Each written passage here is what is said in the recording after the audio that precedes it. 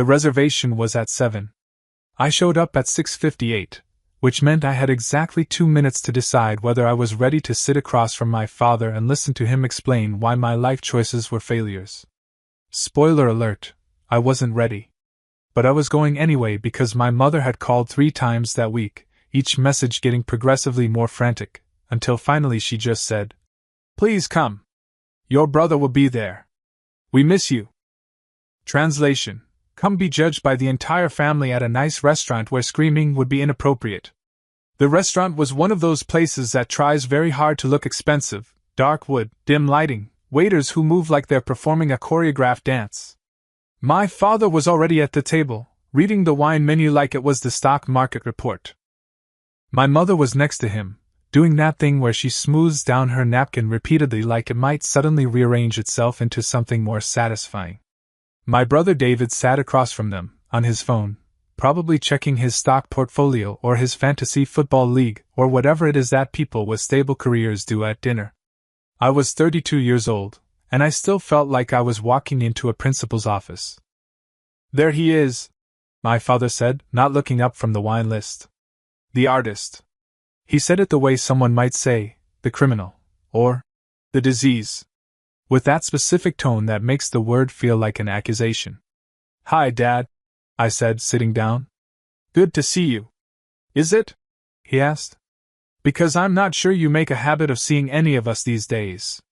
When's the last time you came to Sunday dinner? Before tonight, I mean. I've been busy with..." "Busy with what?" My mother interrupted, her voice doing that thing where it sounds like she's asking a genuine question but is actually setting a trap.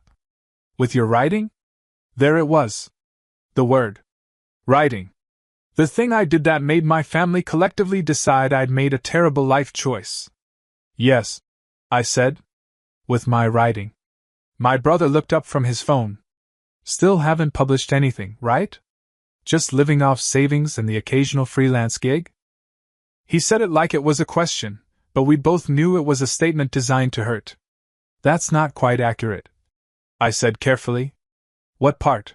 my father asked, setting down the wine list and finally looking at me. "The part where you quit your job. Or the part where you've been living in that apartment for 2 years telling everyone you're working on a novel that no one's ever going to read."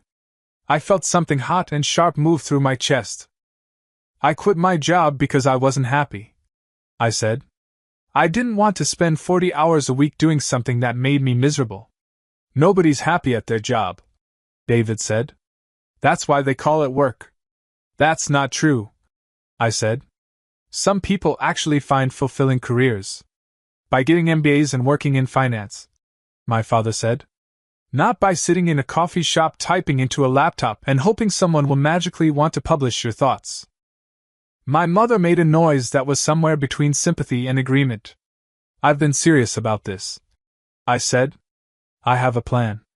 I'm working towards something." "For 2 years?" my father asked. "How long do you expect us to watch you waste your potential on this fantasy?" "I'm not wasting anything. You're wasting your education. You're wasting your time. You're wasting the opportunities that people would kill for." He leaned forward. "Do you know how many people would love to have the degree you have? To have the connections you have? And you're throwing it away to chase some pipe dream." I didn't say anything.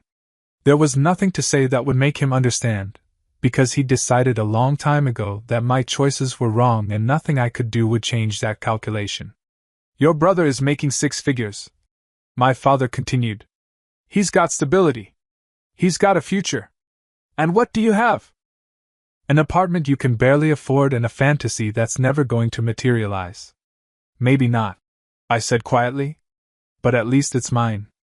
At least I'm trying for something I actually want instead of just accepting whatever someone else tells me I should want." My father's face went red. Actually red. Like his blood pressure was staging a rebellion. "That's called being ungrateful," he said, his voice getting louder. "That's called not understanding how the real world works." "I understand fine," I said. "I understand that the real world expects me to be miserable. And I'm choosing not to be." "You're choosing to be a disappointment," my father said. "To this family. To yourself. To everyone who believed in you. There was a silence. The kind that feels like something breaking. My mother looked away. David looked at his phone. A waiter approached to take our drink order, saw the tension, and immediately retreated. You know what the problem is? My father continued. You've never understood that life isn't about following your dreams. It's about being practical. It's about making choices that secure your future. It's about responsibility. I'm being responsible, I said. No, he said. You're being selfish. You're being impractical. You're being someone who's never going to amount to anything because you're too busy chasing fantasies. He said it like it was final. Like he'd done the math and determined that my future was a closed case. I picked up my napkin and placed it on my lap with deliberate care. Then I stood up. I'm going to go, I said. Sit down, my father said. We just got here. I don't think there's any point, I said. You've already decided who I am and what I'm worth. There's nothing I can say that will change that. Don't be dramatic, my mother said. Let's order. We can talk about this calmly. There's nothing to talk about, I said. You think I'm a failure. You think I'm wasting my life. You think I'm never going to amount to anything. I heard you. I get it. But I'm not going to sit here and convince you that you're wrong about me, because you're not interested in being wrong. That's not fair, my mother said. It's completely fair, I said. It's exactly fair. Because you're not upset that I'm unhappy. You're upset that I'm not following the script you wrote for me. I looked at my father. I came tonight because Mom asked me to. Because I still thought maybe you'd be interested in actually knowing me instead of just judging me. But you're not. You're just here to confirm that I'm disappointing you. Well, you're doing a great job of that, my father said. I nodded. Then I pushed in my chair, walked out of the restaurant, and didn't look back. That morning, the morning of the dinner, I'd signed a $3 million book deal. I know that sounds insane. Like I'm making it up for effect. But it's true. I'd woken up at 6 a.m. to an email from my agent, sent at 5:47 a.m. because apparently she doesn't sleep. The subject line said, they matched.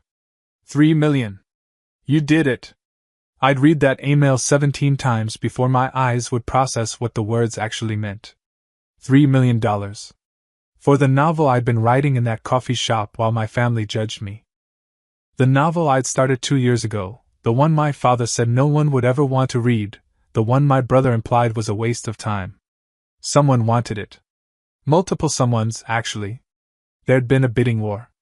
Publishers fighting over it like it was the most important book they'd ever read. My agent had negotiated. There were foreign rights. There was a film option already being discussed. There was the kind of momentum that only happens when something is genuinely good.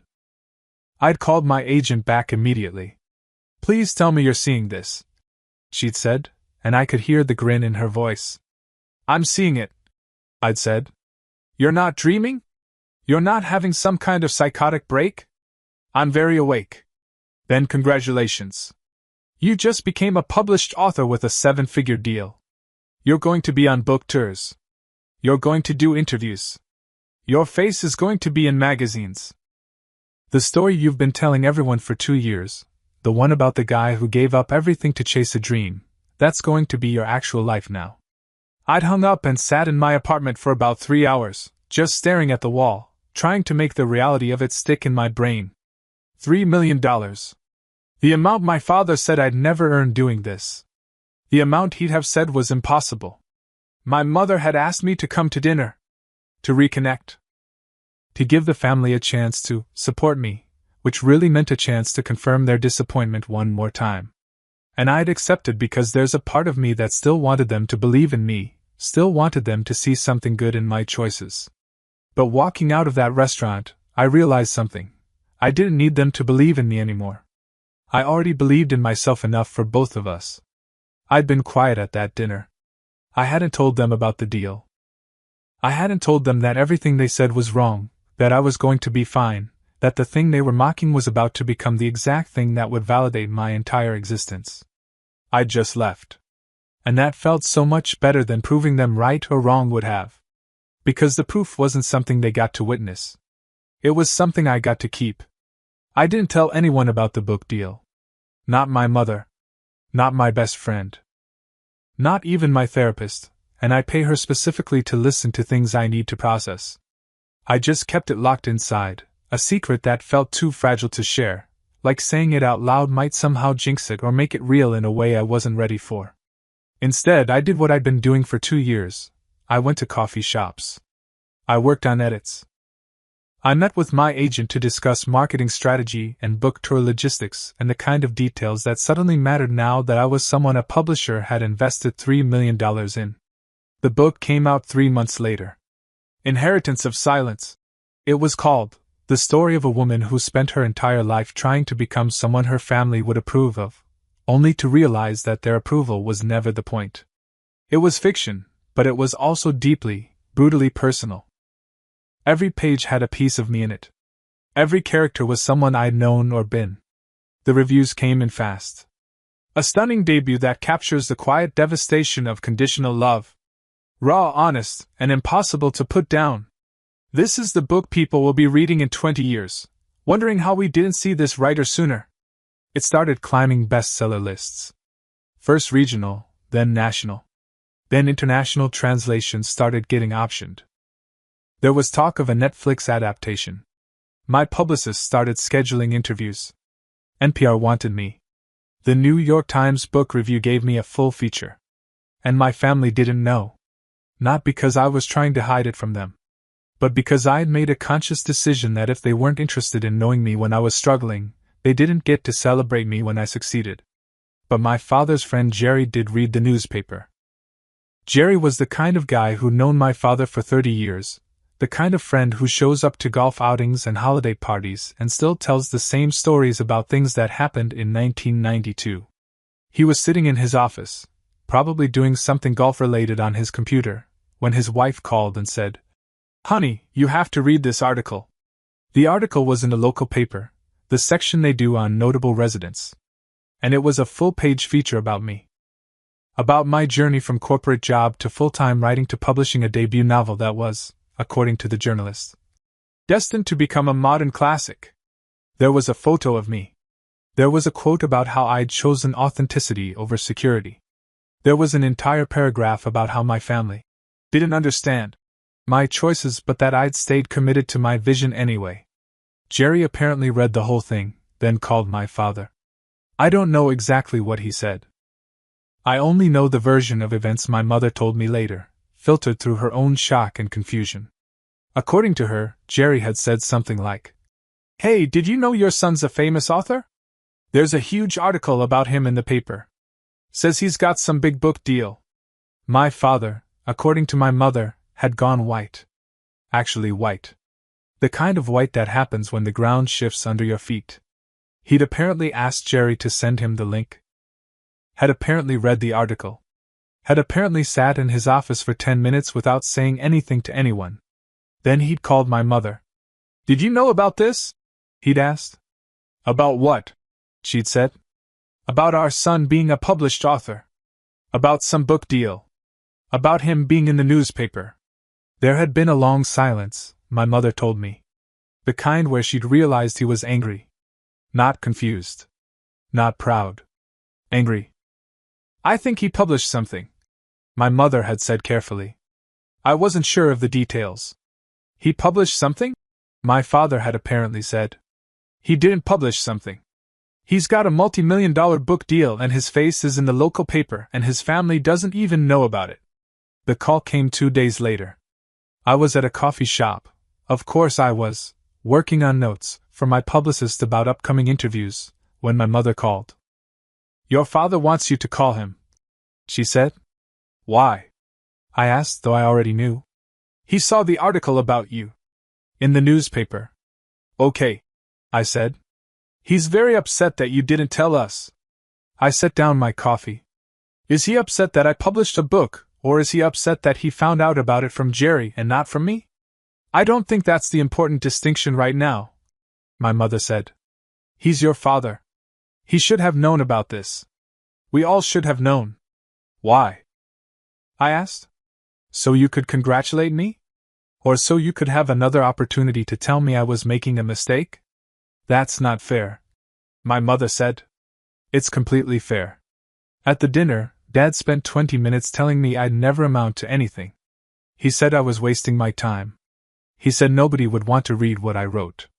So forgive me if I didn't rush to tell him that I just signed a deal that proves him wrong. This isn't about being right or wrong, my mother said. This is about family. This is exactly about being right and wrong, I said. This is about him making a judgment call about who I was and what I was capable of, and then being angry when reality didn't match his prediction. He wants to apologize, my mother said quietly. I didn't say anything. He's sorry for what he said at dinner. He understands now that you knew what you were doing. That you were serious about it. He's sorry because I made money, I said. Not because he was wrong about me. Because I made it lucrative enough that he can't ignore it anymore. That's not true, my mother said. It's exactly true. If this book had bombed, if I'd kept struggling, if it had all fallen apart, he'd still think I was a disappointment. The only reason his opinion has changed is because a publisher gave me $3 million and the local newspaper decided I was worth a feature. I think you're being unfair, my mother said. I think I'm being honest. There's a difference, she sighed. Your father's not a bad man. I know he's not, I said. But he's a man who judges people for making different choices than he would make. And he wasn't interested in understanding those choices until they resulted in something he could brag about. My father called me directly the next day. I almost didn't answer.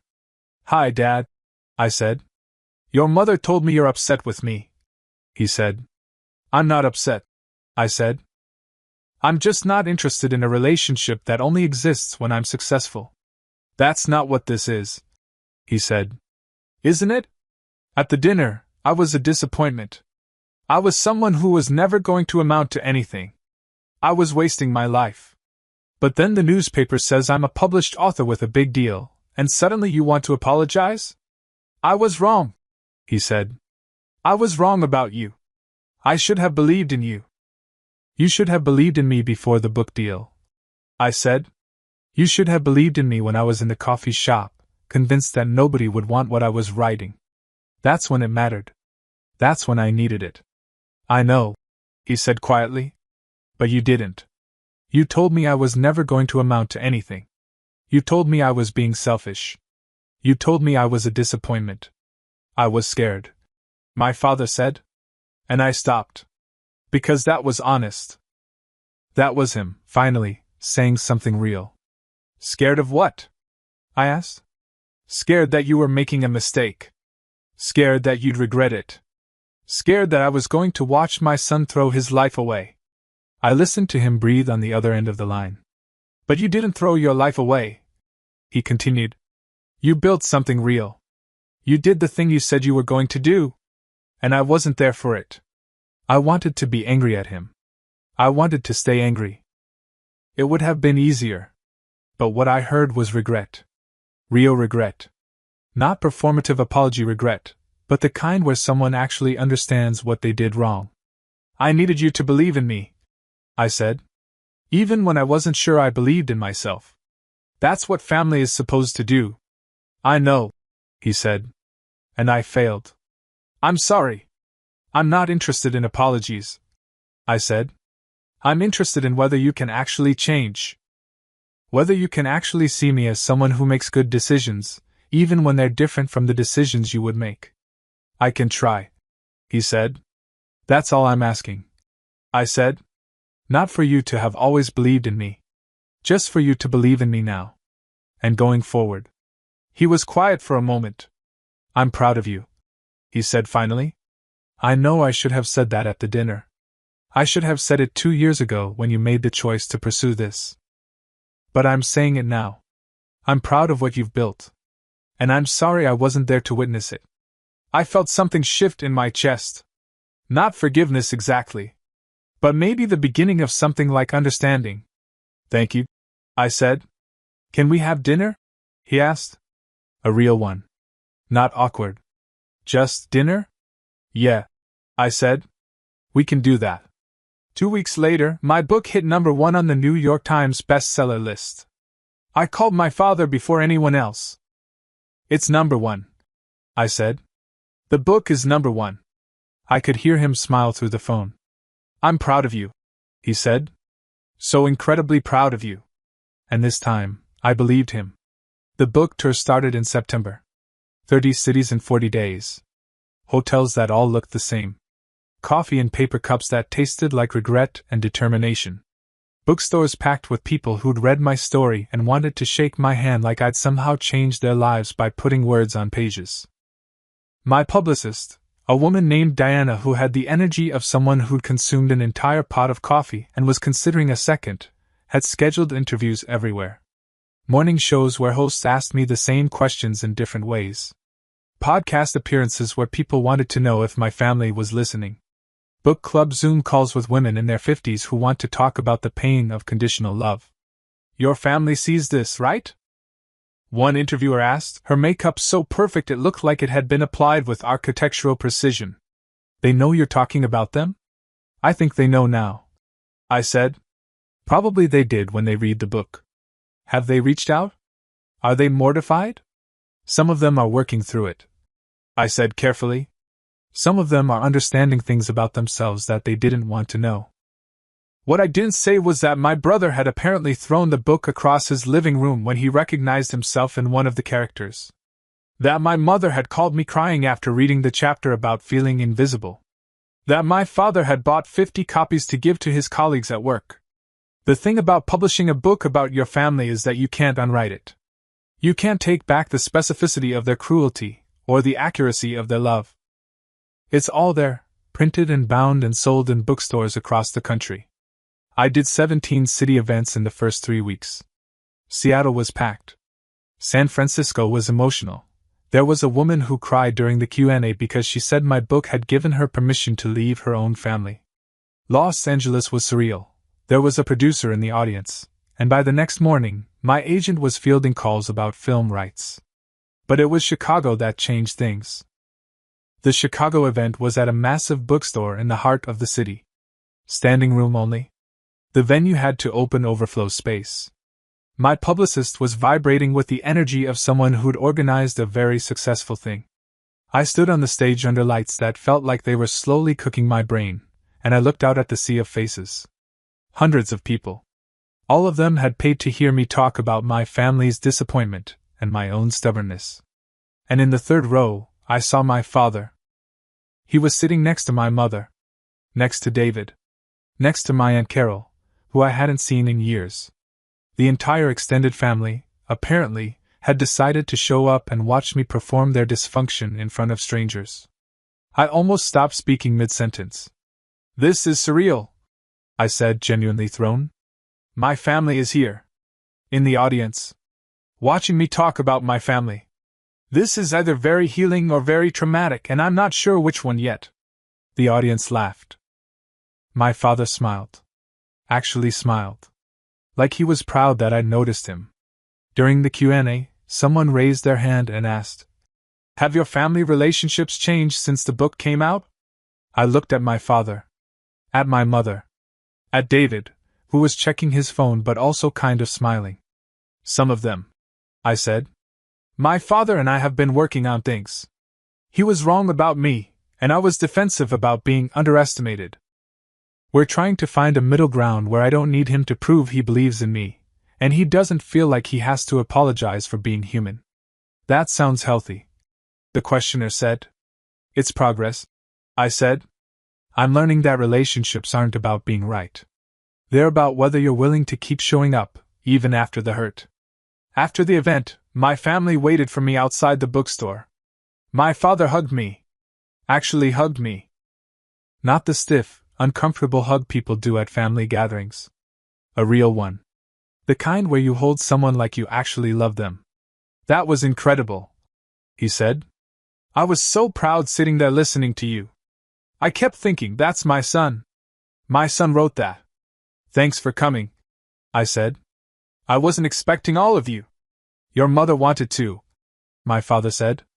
She read the book and realized how much of what you wrote was about her. About how you felt invisible to her. And she wanted to be here. She wanted to see you being seen. My mother was crying. Like actually crying. Not the performative crying people do at dinner, but the real thing. I'm sorry, she said. For all of it. For not paying attention. For believing what your father believed. For not supporting you when it mattered. I hugged her. And she held on like she was trying to make up for 2 years of doubting me in one embrace. David stepped forward, awkward in the way that people who don't do emotions well are awkward. I read the book, he said. The part about me judging you for not having a stable career. That hit different when I realized you're making more money than I am. That's not the point, I said. I know, he said. The point is that I should have respected your choices instead of assuming you were wasting your life. I was wrong about that. He stuck out his hand.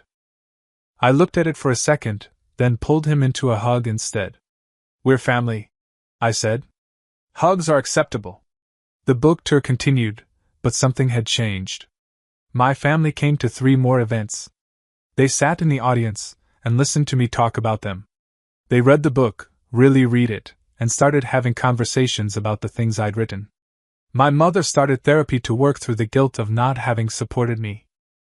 My father started reading other books about being a better parent. It wasn't magic. It didn't fix everything. But it was something like healing. In Denver, I did an interview with a local TV station, and the interviewer asked if I'd write a second book. I don't know yet, I said. This one took everything I had. I need to live for a while before I have more to say. What about writing about your family reconciliation? She suggested. That's a pretty good story too. Maybe, I said. But I don't think that story's finished yet. We're still in the middle of it. She looked confused. What do you mean? You just reconciled at your Chicago event. Reconciliation isn't a moment, I said. It's a process. My family didn't understand me for years. Now they're trying. But I still have to forgive them for all the years they didn't try. And they have to forgive me for writing the truth about their failures. That takes time. By the time the tour ended in December, my book had sold over 2 million copies. It was the #1 fiction book of the year. It had been optioned for a TV series. I'd been nominated for a prestigious literary award. Publishers were already asking about my next project. And my family had a different relationship with me. Not perfect. Not suddenly supportive in the way that unconditional love looks like on greeting cards. But real. Honest. Built on actually knowing each other instead of on assumptions about who each of us was supposed to be. On the last day of the tour, my father called me. I'm reading the book again, he said. The second time through. Why? I asked. Because the first time, I was too busy being defensive. Too busy recognizing myself in the parts one didn't like. But this time I'm paying attention to the whole story. And I see myself in the good parts too. I see the guy who wanted to protect his son, even if he did it wrong. You were protecting me, I said. You were just putting me into a box I didn't fit in. I know that now, he said. I'm sorry it took a $3 million book deal for me to figure it out. I'm not sorry, I said. Because if the book deal had happened first, I wouldn't have had anything real to write about. The struggle was necessary. The doubt was necessary. The distance between us was necessary. For the book, he said. For the whole thing, I said. For me to become someone I could respect. For you to become someone I could forgive. He was quiet for a moment. I love you, he said. Not as a father proud of his successful son, but as someone who respects the person you've become. I love you too, I said. Even when I'm angry at you. Especially then, he said. Because that's when it's real. A year after the book tour, I was invited to speak at my alma mater. Not as an alumnus doing a career panel, but as someone the university wanted to feature in their annual lecture series. They flew me out, put me up in a nice hotel, and told me I could speak about whatever I wanted. I chose to speak about failure. Specifically, about the kind of failure that happens when the people you love don't believe in you. About how that can actually be the most useful failure, because it teaches you to believe in yourself. My entire family came. All of them. My father in the front row, taking notes like he was still in school. My mother sitting next to him, her face doing that thing it does when she's proud and guilty at the same time. David with his wife and kids. Cousins I hadn't seen in years. My Aunt Carol, who'd apparently told everyone at her book club about my novel. I stood on that stage, the same stage where I'd been a student giving presentations about things I didn't care about, and I talked about the dinner where my father told me I'd never amount to anything. He was wrong, I said. But not because he was stupid or cruel. He was wrong because he was afraid. He was afraid that I was making a mistake that would haunt me for the rest of my life. And instead of saying that, instead of being vulnerable, he just judged me. I paused. And I spent 2 years angry at him for that. I spent 2 years not telling him about the book deal, not inviting him into my success, not giving him the chance to see me succeed. I was punishing him for not believing in me by not letting him see that I was right all along. I looked at my father. He was crying. Actually crying. But here's the thing I learned. I continued. Punishment doesn't fix anything. Proving someone wrong doesn't fix anything. The only thing that fixes anything is forgiveness. Not forgetting what they did, but choosing to forgive them for being human. The speech got a standing ovation. The university offered me a teaching position as a visiting professor. My agent called with news that the film adaptation was being fast-tracked. But that wasn't the important part. After the speech, my family took me to dinner. A restaurant my father chose. A nice one, but not in that trying too hard way. Just a place where people went to eat good food and be together. We sat around a table, and for the first time, there was no judgment. No performance.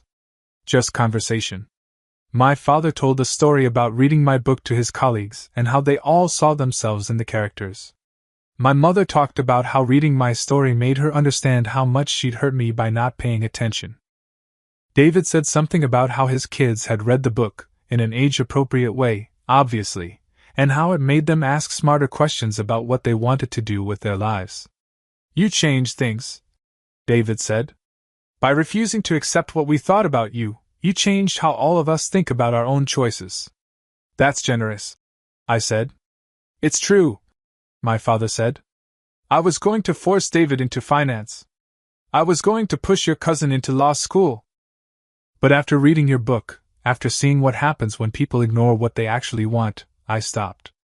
I started asking people what they wanted instead of telling them what they should do. We finished dinner. We walked out into the night air. My father put his hand on my shoulder as we walked to the car. I'm sorry it took me so long to get here, he said. I'm sorry I couldn't just believe in you from the beginning. I'm sorry I punished you for it, I said. I could have told you about the book deal. I could have given you the chance to be happy for me without making you earn it first. We both learned something, he said. Yeah, I said. We learned that family is messy and complicated and worth fighting for, even when it's hard. 6 months later, my second book came out. It wasn't about my family. It was about a completely different set of characters with completely different problems. But I dedicated it to my father. Just one line. For someone who learned to believe. He called me when he read the dedication. You didn't have to do that, he said. I know, I said. But you did learn to believe. Not just in me, but in the idea that people's choices don't have to match your expectations to be valid. That's still being generous, he said. No, I said. It's being honest. And honesty is better than generosity. 2 years after the dinner where my father told me I'd never amount to anything, I was doing an interview with a magazine. They asked the standard questions. Where did you grow up? How did you get into writing? What was your first book about? Then they asked, what do you wish you could tell your younger self? I thought about that. About the guy in the coffee shop, convinced that nobody wanted what he was writing about the guy who walked out of a restaurant because his father couldn't see his value. I wish I could tell him that his father was going to come around, I said. That it was going to take longer than he wanted. That it was going to be harder than it should have been. But that it would happen. And that when it did, it would be worth everything. Do you think your father reads what you write now? The interviewer asked. Obsessively, I said. He's my biggest fan. That must feel good. It does, I said. But not in the way I thought it would. I thought his approval would feel like victory. Like I'd finally won something I'd been fighting for. But it doesn't feel like that. It feels like peace. Like we finally stopped being enemies and started being a family again. I'm 34 now. My books are in 23 countries. I teach at 2 universities. I have a life that looks nothing like what I imagined when I was 29 and terrified and convinced I was making the biggest mistake of my life. My father and I have dinner once a month. We talk about books and family, and the things we wish we'd known earlier. He's reading more. He's thinking differently about what success means. He tells people about his son, the author, but not in that bragging way. In that proud way that comes from actually knowing someone and respecting the person they've become. My mother volunteers at a bookstore. She hosts book clubs. She tells people about the importance of supporting their children's dreams. David is no longer trying to force his kids into predetermined lives. He's asking them what they want. The family I came from didn't change completely. They're still complicated. They're still sometimes misguided. But they changed enough. And I changed too. I stopped needing them to validate my choices. I stopped punishing them for not believing in me. I stopped making my success about proving them wrong and started making it about proving something to myself. That's what matters. Not that my father apologized. Not that my family finally sees my value. But I learned to see my own value first, and then decided whether I wanted to share that with them. Some people never get that far. Some people spend their whole lives waiting for someone else to tell them they're worth something. I'm just grateful I didn't waste more time on that. I'm grateful I learned early that the only approval that matters is your own.